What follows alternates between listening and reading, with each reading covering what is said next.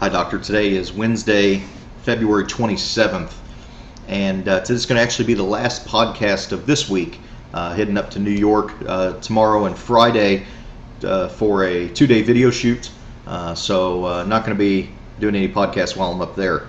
Wanted to talk today about the maturity of your patient's searches.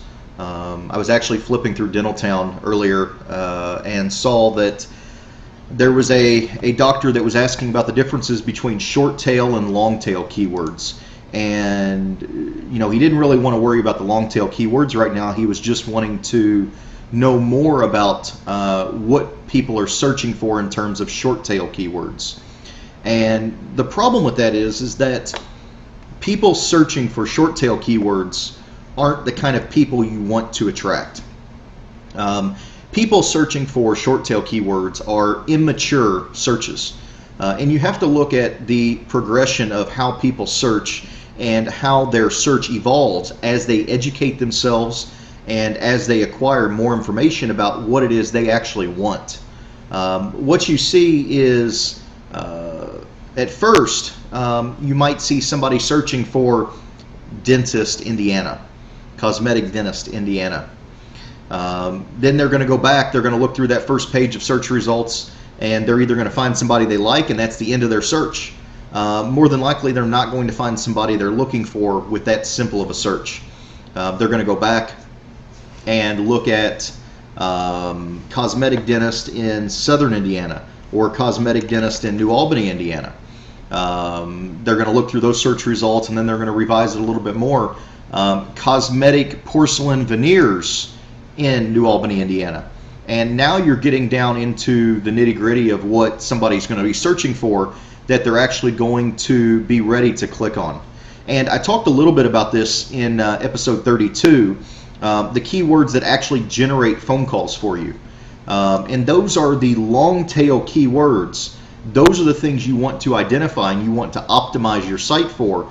That is what somebody that's searching, that is actually looking for what you have to offer, and they're going to pick up the phone and call you. When you go after the short tail keywords, when I say they're immature searches, that's not a dig at the person. It's that they haven't gone through that process of maturity to know what they even want, and that's what the searching process does. Statistically, 80, 90% of your people searching are not going to click to page 2. They're going to go back up to the top and they're going to revise their search. Think about when you search yourself. I know that when I search, I look at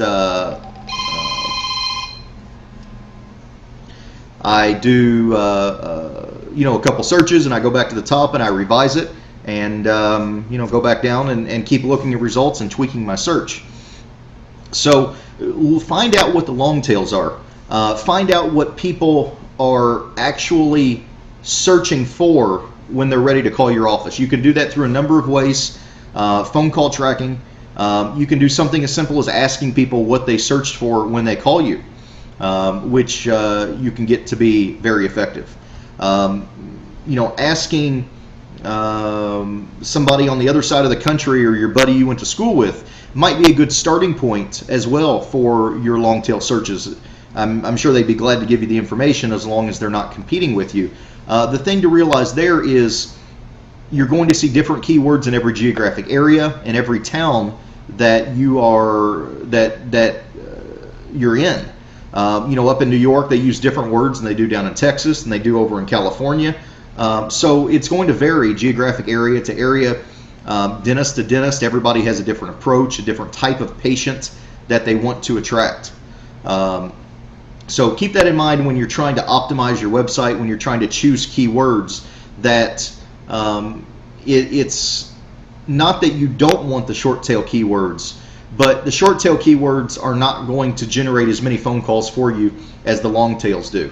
If it was just as easy as picking cosmetic dentist Indiana out of a hat, every dentist would be doing that. So that's all for Wednesday. Keep moving forward.